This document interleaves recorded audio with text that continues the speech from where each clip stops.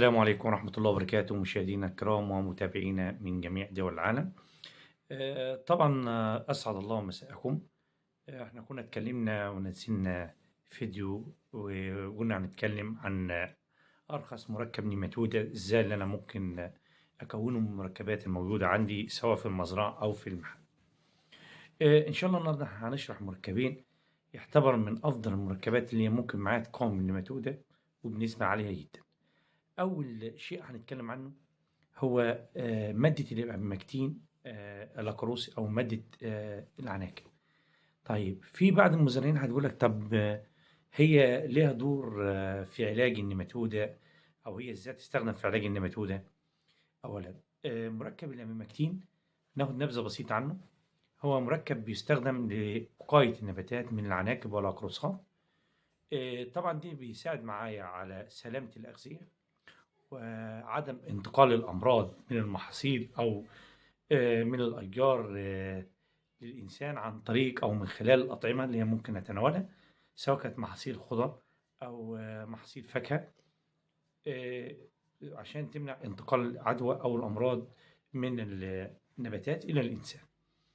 طيب نبات اللاكروسي أو العنكبوت 1.8 أو 3.6.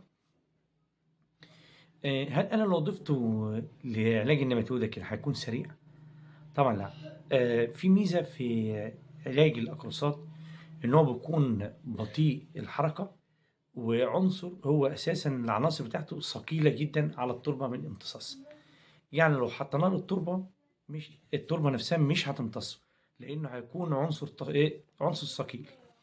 طيب إزاي أنا أقدر أحل العنصر ده واستفاد منه في التربة إزاي ويجيب معايا نتيجة عالية عن طريق استخدامه في ري الغم أو طريق السقي حول الأشجار.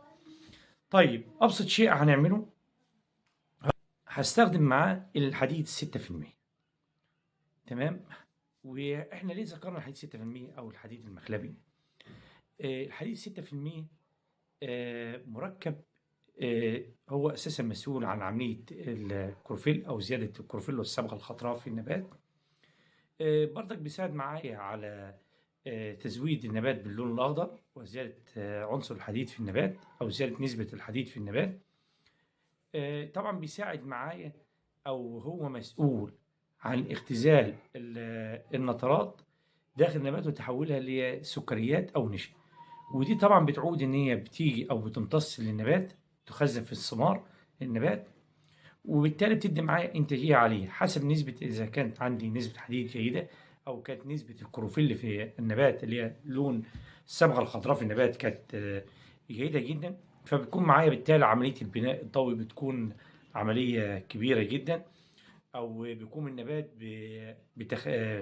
بالعملية بإتقان، وبتكون عندي راجع زايد ليها إن بتزود معايا الإنتاج، لأن بيزيد معايا عملية اختزال النترات وبتخزن نترات في النبات وتتحول لنشا وسكريات، ودي اساسا مصدر الطاقه في النبات. كل ما زاد مصدر الطاقه في النبات بيزيد معايا امتصاص او زاد معايا الانتاج على الاشجار. طبعا بيزيد معايا حجم الشجره، ان كان من لون الشجره بتغير معايا او وضع الشجره معايا بتغير من اللون الاصفر للون الاخضر. طيب في بعض الاخوه المزارعين او مشاهدين في بعض السؤال ممكن يكون محير مزارعين او مشاهدين. يعني أنا لمّا باشتري حديد 6% مكتوب عليه كلمة قرص قرص. يعني إيه كلمة قرص قرص؟ قرص قرص ديّة مركب كيميائي عضوي. يعني إيه مركب كيميائي عضوي؟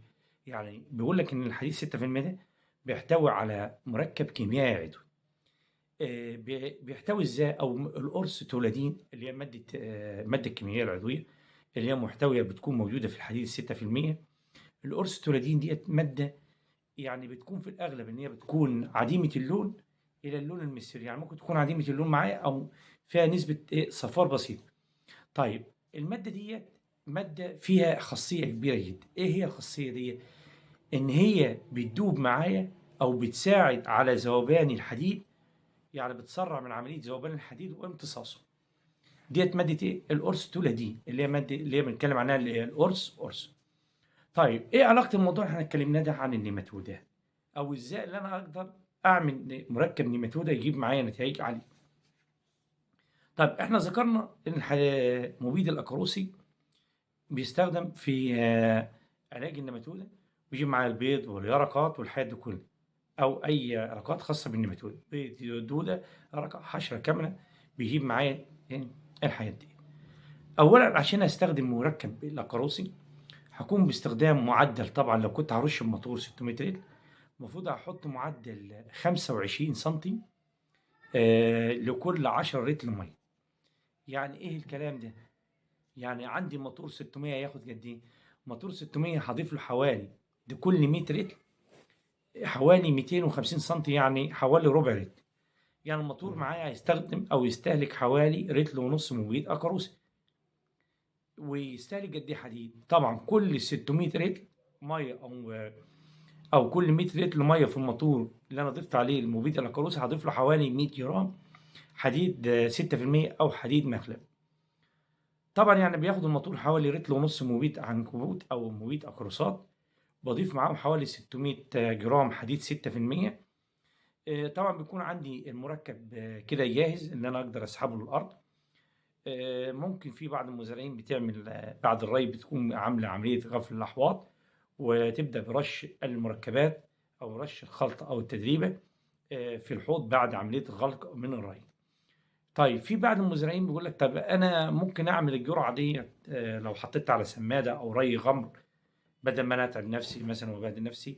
ما فيش مشكلة، ممكن أضع حوالي لتر ونص برضك ونحط معاهم كيلو حديد 6% على السمادة، وإن شاء الله تكون النتيجة مرضية وتكون نتيجة عالية بإذن الله.